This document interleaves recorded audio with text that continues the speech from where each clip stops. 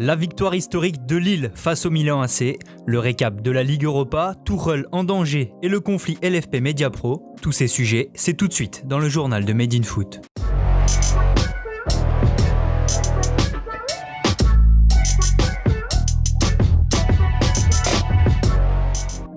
Lille est héroïque. Hier soir, le LOSC a signé un exploit retentissant en s'imposant 3-0 sur la pelouse du Milan AC. Invaincus depuis 24 matchs, les Rossoneri ont subi la loi des Lillois qui gardent eux leur invincibilité depuis le début de la saison. Lille a vite pris les devants grâce à un pénalty de Yacice. Dominateur dans le jeu, les Lillois ont aussi fait preuve d'une grande solidité derrière. Le duo Fonte-Botman a totalement éclipsé Zlatan Ibrahimovic. Sous l'impulsion d'un Renato Sanchez tonitruant au milieu de terrain, Lille va faire le break après la pause. Sur une passe plein axe de Fonte, Yacice s'efface pour Ikoné qui lui remet. Aux abords de la surface, le Turc envoie une frappe croisée dont le rebond vient tromper Donnarumma. Lille mène 2-0, mais le show Yacice n'est pas terminé. 3 minutes plus tard, Lille nous offre un magnifique récital avec une action d'école à une touche. Bamba lance David dans la profondeur, l'attaquant canadien décale intelligemment Yacice sur sa droite. En pleine confiance, le milieu offensif turc termine d'une frappe enroulée dans le petit filet, 3-0 score final. Avec cette victoire de prestige sur la pelouse du Milan AC, Lille réitère l'exploit de ses aïeux de 2006, mais prend surtout la tête du groupe H avec 7 points. Avec 4 longueurs d'avance sur le Sparta Prague 3e du groupe et tombeur 4-1 du Celtic, Lille prend une sérieuse option sur la qualification. Nice est en revanche bien loin de ses 16e de finale. Très décevante hier soir, l'équipe de Patrick Vieira s'est inclinée 3-2 sur la pelouse du Slavia Prague. Face à une équipe tchèque pourtant lourdement diminuée par plusieurs cas de Covid-19, les Aiglons ont payé leur fragilité défensive. Après un bon début de match où Dolberg s'est procuré une grosse occasion, Nice a concédé l'ouverture du score. Au quart d'heure de jeu, Pelmar et Danjulic ne s'entendent pas sur un long ballon et Kuchta en profite pour tromper Benitez. Heureusement pour Nice, l'homme providentiel de ce début de saison, Amine Gouiri, va remettre les deux équipes à égalité. Le petit lob de Gouiri sera toutefois insuffisant, Prague va reprendre l'avantage sur corner peu avant la mi-temps sur une tête de Sima. En seconde période, Nice déjoue totalement et concède un deuxième but de Kuchta. En toute fin de match, Ndoye va sauver l'honneur mais n'empêchera pas la défaite du Gym qui se retrouve dernier du groupe C. Avec 3 petits points, Nice est à égalité avec l'Hapoel Beersheva, défait 4-2 par Leverkusen. Dans les autres matchs de cette Ligue Europa, l'AS Roma a infligé une manita à Cluj. Les Giallorossi prennent la tête du groupe A grâce à un doublé de Borja Mayoral. Naples s'est aussi imposé, mais plus difficilement. Surpris par l'ouverture du score de Muric, les Italiens ont égalisé par l'intermédiaire de Dem avant la pause. Les hommes de Gattuso vont ensuite profiter d'un but contre son camp de Braut pour l'emporter 2-1.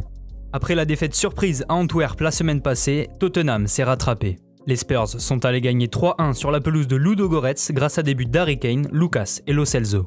Dans le groupe B, Arsenal s'est fait peur face à Molde. Les Gunners ont concédé l'ouverture du score avant de voir les Norvégiens inscrire 2 buts contre leur camp. Pepe et Willock sont ensuite venus porter le score à 4-1 en fin de match. Dans le choc du groupe G entre Leicester et Braga, les Anglais ont gagné 4-0 sur leur pelouse face aux Portugais. Grâce à un doublé d'Iheanacho, les Foxes deviennent seuls leaders. Enfin, Benfica a vécu une soirée un peu folle. Devant, dès la 2e minute de jeu, les Portugais vont ensuite jouer à 10 pendant plus d'une heure après le rouge d'Otamendi. Menés 3-1 à 15 minutes de la fin, les Aigles vont arracher le match nul grâce à des buts de Rafa Silva et Darwin Núñez. En France, Didier Deschamps a dévoilé la liste des 26 joueurs convoqués pour le rassemblement du mois de novembre. Aucune surprise dans le groupe, à l'exception de l'apparition d'un petit nouveau.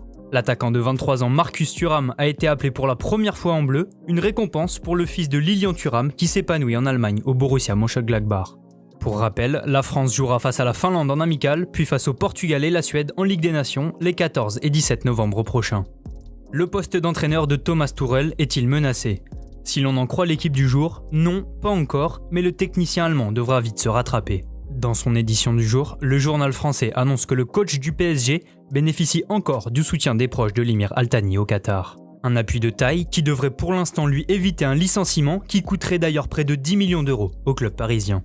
La menace d'une éviction plane tout de même au-dessus de la tête de Tuchel et pourrait être précipitée par une élimination en Ligue des Champions.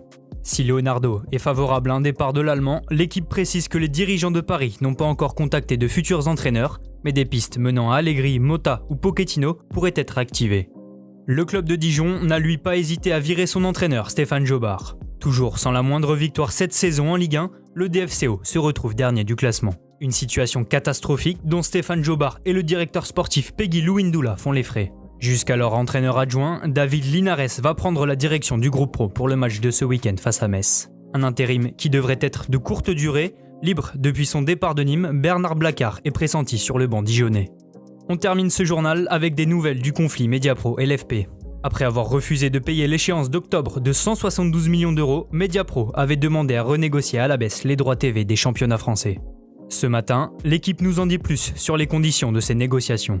En invoquant les difficultés financières liées au Covid-19, le groupe sino-espagnol demande une baisse de 25% des droits pour la saison en cours, l'équivalent d'une remise comprise entre 170 et 200 millions d'euros. La LFP n'a pas encore donné sa réponse, l'affaire se poursuit donc encore et toujours.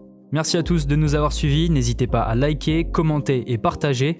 On se retrouve très bientôt pour un nouveau journal.